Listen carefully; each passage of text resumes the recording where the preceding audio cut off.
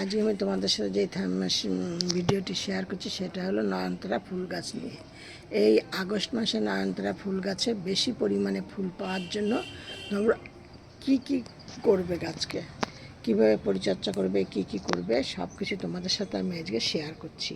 এখন বর্ষাকালে কিন্তু নয়নতারা সাধারণত দুই প্রকারের হয়, একটা দেশি, একটা হাইব্রিড নয়নতারা ফুল গাছ কিন্তু যদি তোমাদের বৃষ্টির জল পায় তাহলে কিন্তু গাছ মারা যাবে আর ফাঙ্গাসের প্রবলেম হবে। আর ফাঙ্গাসের প্রবলেম হলেই আস্তে আস্তে ধীরে ধীরে গাছটা মারা যাবে। সেই জন্য তোমরা কি করবে, কেমন জায়গা রাখবে, কিভাবে কি করবে, সব কিছু তোমাদের সাথে আমি এই ভিডিওতে শেয়ার করব। সেপ্টেম্বর মাসে তোমাদের যে এত বৃষ্টি হয়, এই জন্য তোমাদের কি করতে হবে, এই গাছগুলোকে একদম সেটের নিচে রাখতে হবে, বা এমন জায়গায়, সবার তো সেট থাকে না, বা এমন জায়গায় রাখতে হবে যে সেইখানে যেন বেশি রোদ না পায়, এই বৃষ্টির জল ডাইরেক্ট না পায়। কারণ বৃষ্টির জল পেলেই কিন্তু গাছের প্রবলেম হবে। তোমাদের সাথে আমি দেখাচ্ছি।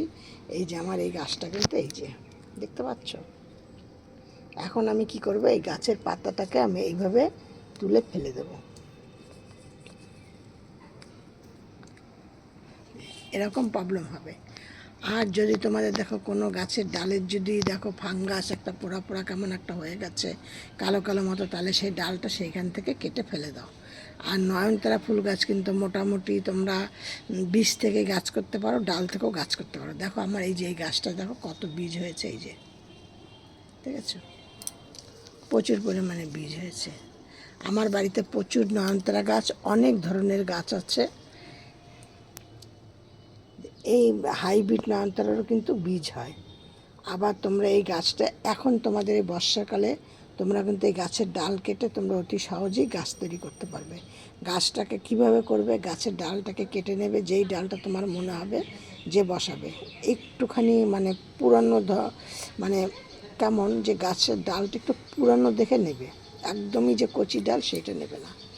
নিয়ে সেইটাকে নিয়ে পুরো পাতাগুলোকে একদম ফেলে দেবে, দিয়ে মাথার দিকে কিছুটা পাতা রাখবে, রেখে তারপরে বালি মাটির মধ্যে বসিয়ে দেবে। একটু রুট হরমোন দেবে, যা রুট হরমোন না থাকে অ্যালোভেরা জেল দেবে, অ্যালোভেরা জেল না থাকে হলুদ একটু মাখিয়ে তোমরা বসিয়ে দেবে। দেখবে তারপরে এইটাকে তোমরা একদম পুরো ভরপুর জল দিয়ে দেবে, দিয়ে তোমরা ছাওয়ার স্থানে রেখে দেবে। ঠিক 15 দিন থেকে 20 দিনের মধ্যে দেখবে গাছের শেকড় বেরিয়ে গেছে। দিয়ে এইভাবে কিন্তু তোমরা এই গাছগুলোকে তৈরি করতে পারো। আর তোমরা এই গাছ কিন্তু দেশি নয়নতারা তো যেখানে সেখানে হয়ে যায়, কোনো অসুবিধা নেই। কিন্তু হাইব্রিড নয়নতারা গাছগুলোকে একটুখানি এদের নিয়ে সমস্যা হয়, এদেরকে অনেক যত্ন করে অনেকভাবে রাখতে হয়। কিন্তু এখন যদি তোমরা এই ফুল গাছ না কেনাই ভালো। তোমরা শীতের সময় কিনবে, নার্সারিতে যাবে, প্রচুর পরিমাণে নয়নতারা পাবে, অনেক রং বেরঙের নয়নতারা। কিন্তু আর তখন এখনকার নয়নতারা মানে এই বৃষ্টির জল পাচ্ছে তো, দিয়ে তোমরা নিয়ে এসে বসাবে, কদিন বাদেই দেখবে গাছগুলো একটু কেমন হয়ে যাচ্ছে। এই জন্য আমি মনে করি এখন না কেনাটাই ঠিকঠাক। আমার কিন্তু এই গাছগুলো কিন্তু অনেক দিনকার গাছ। আমার আরও অনেক কালার ছিল, অনেক গাছ ছিল, কিন্তু আমার সেই গাছগুলো একদম মোটামুটি তোমার এই বৃষ্টির জল পেয়েই গাছগুলো সব ফাঙ্গাস হয়ে মারা গেল।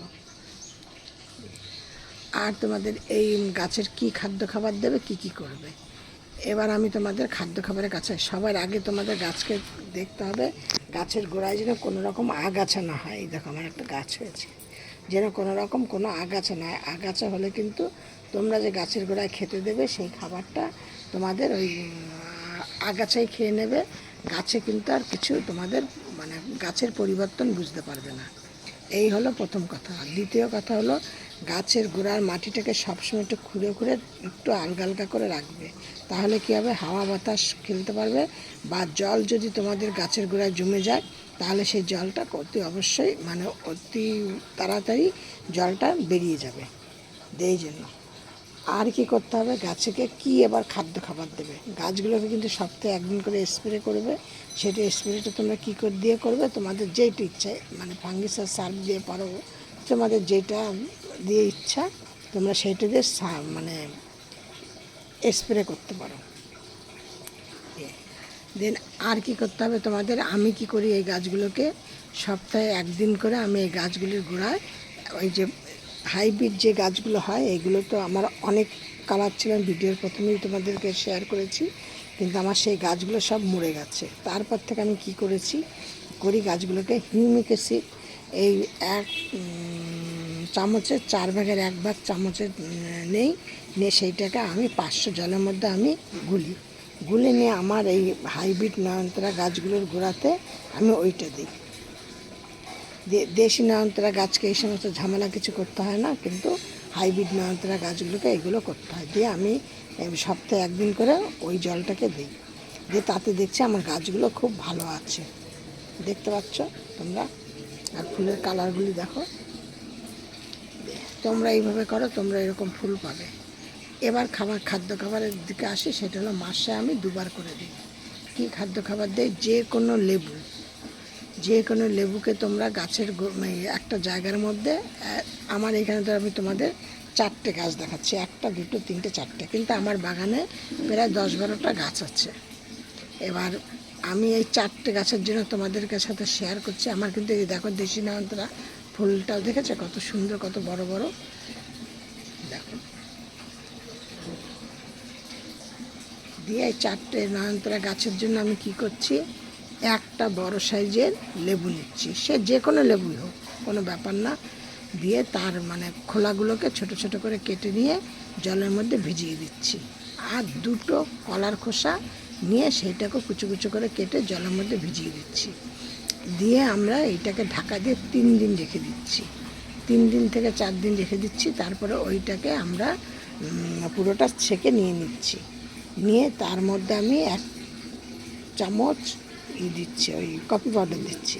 দিয়ে এইটাকে ভালো করে গুলে নিয়ে সেই জলটাকে আমি গাছ অনুযায়ী আমি গাছের গোড়ায় দিয়ে দিচ্ছি।